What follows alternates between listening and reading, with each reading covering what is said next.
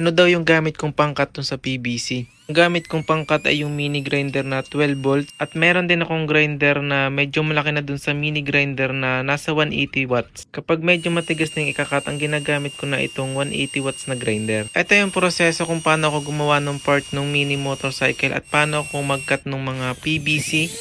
Ito yung gagawin kong rimset ng mini motorcycle. PBC yan, bali idinikit ko lang dun sa grinder at saka ko siya papaikutin at dun ko siya huhulmahin. Matrabaho din talaga gumawa ng ganitong mga mini motorcycle. Kailangan talaga maglaan ng oras. May nakausap nga ako na gumagawa din ng mini motorcycle at tinanong ko sila kung gaano sila katagal gumawa ng mini motorcycle. Bali ang sabi nila sa akin ay umaabot daw ng 1 week at saka 2 weeks.